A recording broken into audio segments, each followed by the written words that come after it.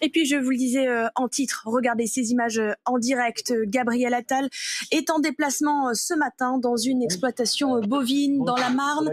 Un déplacement pour désamorcer à nouveau la colère et apporter de nouvelles réponses face à l'inquiétude et aux difficultés du monde agricole. Le Premier ministre qui est là pour rassurer. On le voit voilà, à côté des agriculteurs dans cette exploitation bovine. On va en parler avec Yohan Barbin qui est avec moi sur ce plateau, porte-parole de la FNSEA. Bonjour. Bonjour. Vous regardez en ce moment les images tous les deux là de Gabriel Attal dans cette exploitation bovine, je le disais. Qu'est-ce que vous attendez, vous, de cette visite ce matin-là? Est-ce que c'est une visite comme les autres pour vous? Je pense que c'est pas une visite comme les autres puisque la pression est toujours présente sur le terrain. Donc si Gabriel Attal se rend sur une exploitation bovine, c'est justement parce qu'on est vraiment en attente de ce grand plan élevage qui est annoncé depuis de longs mois par le gouvernement et il n'y a toujours rien sur la table. Donc aujourd'hui, le salon de l'agriculture est dans 10 jours. Si nous n'avons pas d'annonce sur la partie élevage, je ne vois pas comment on pourra accueillir Gabriel Attal dans un salon où il est tourné essentiellement sur la partie élevage, notamment avec la présentation des animaux et le concours sur les animaux. C'est vrai que je reprends d'ailleurs cette expression qu'a utilisée ce matin le patron, votre patron de la FNSEA. On ne fera pas retomber la pression sans avancées concrètes, des avancées concrètes, il n'y en a pas eu jusque maintenant? Si, on a eu des avancées concrètes. On peut pas dire qu'on n'a rien eu. Bien au contraire. Mais aujourd'hui, ce qu'on veut, c'est aller au bout des mesures, des annonces. Ça veut dire qu'il y a eu le temps des annonces, quand on était sur les barrages, on l'a bien compris, ce qui nous a permis de rentrer chez nous. Mais de rester sous pression, ça veut dire qu'on reste sous pression les agriculteurs, parce qu'on ne sent rien arriver sur nos exploitations.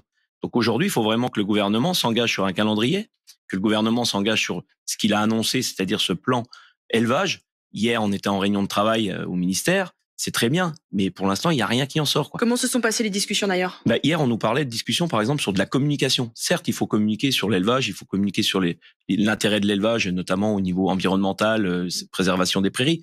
Ça, j'ai pas de sujet. Mais comment on fait pour avoir du revenu sur nos exploitations? C'est ça qu'on attend aujourd'hui. Je veux dire, on sait que la filière laitière et la filière bovine sont en perte de vitesse en revenus. D'autres filières sont en perte de vitesse de souveraineté alimentaire. Comment on met en place la machine pour arrêter justement la déprise laitière, la déprise animale en France, alors qu'on sait très bien que ça a des vertus pour l'environnement? Tout ça, il n'y a pas de choses encore assez concrètes, en tout cas sur ces sujets-là, sur la rémunération, etc. La rémunération, les lois Egalim qui sont toujours pas appliquées à 100%, qui ne sont toujours pas respectées à 100% dans les boxes de négociation. Donc on demande aussi aux acteurs de la grande distribution de prendre des engagements avant le salon de l'agriculture. Pourquoi aujourd'hui on est dans les centrales d'achat? Parce que on veut être sûr que la rémunération des producteurs est bien préservée et que le coût de production des producteurs soit respecté partout. Alors justement, parmi les mesures qui ont été annoncées par le gouvernement, il y a le renforcement des contrôles dans les grandes surfaces, contrôle des étiquettes notamment. Alors comment se déroulent ces opérations? Je vous propose qu'on regarde ce reportage de Jordan Klein. Viens vérifier votre rayon fruits et légumes. Des visites inopinées pour vérifier les étiquettes. Dans ce supermarché d'Eure-et-Loir, ils sont 3 contrôleurs aujourd'hui. Objectif, s'assurer que l'origine des produits correspond à ce qui est indiqué. Erreur pour ces avocats, l'affichage mentionne le Pérou. Or, ils viennent de Colombie.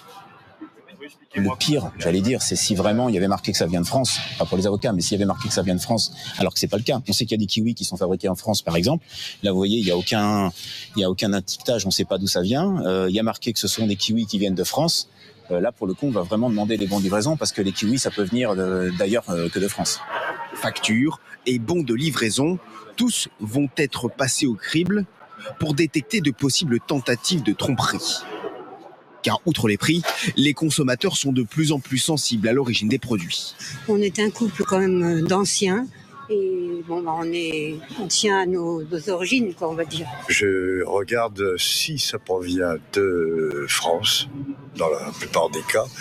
En 2 semaines, 28 établissements ont été inspectés dans le département. Seuls 4 d'entre eux étaient irréprochables. Sur l'année, 10 000 contrôles vont être réalisés partout en France. Voilà une petite réaction à ce reportage de Yohan Barbe. J'ai vu que il vous avait fait sourire quand on parlait des kiwis. Ces contrôles, c'est une bonne chose?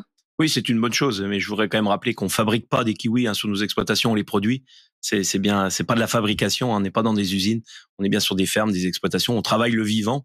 Et derrière, je pense que ces contrôles doivent être la garantie du revenu des producteurs, de l'origine des produits, parce que c'est la loi française en fait d'informer le consommateur. Aujourd'hui, les consommateurs sont pour l'agriculture française, mais derrière, on sent quand même toujours un flou total et des débordements assez rapides pour dire que c'est France ou pas France, mais comme ça, le consommateur, des fois, dans son acte d'achat, il a de plus en plus de mal. Et nous, ce qu'on veut, c'est clarifier ces choses. Et derrière, je rappellerai quand même qu'il y a la grande distribution, mais on a tout ce qu'on appelle la restauration hors domicile, qui doit aussi emboîter le pas des lois Egalim, c'est-à-dire de la préservation du revenu des producteurs. Parce que si on ne fait que la grande distribution, à chaque fois qu'on ira dans des restaurants, on aura des viandes étrangères, on aura du lait étranger et des fruits étrangers. Donc c'est pas tenable, quoi. Il faut que tous les acteurs nationaux s'engagent vers la préservation des agriculteurs et de l'agriculture française. Et c'est pour répondre à toutes ces difficultés. Je le rappelle que Gabriel Attal, vous le voyez, est en ce moment dans une exploitation bovine de la Marne. Alors comment s'est passé ce matin Comment ça s'est passé ce matin pour le Premier ministre? C'est ce que l'on va voir avec Kelly Lafin, que l'on rejoint sur place depuis Gennevilliers dans la Marne, donc. C'est une visite qui a été prévue à la toute dernière minute. Avant l'arrivée de Gabriel Attal, nous avons pu discuter avec l'agriculteur qui le reçoit aujourd'hui. Il nous a expliqué qu'il a été prévenu hier soir seulement de cette visite.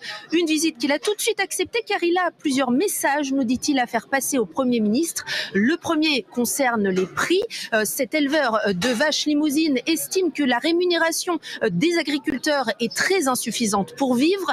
Il espère que les annonces qui ont été faites il y a 2 semaines seront suivies de vraies réformes.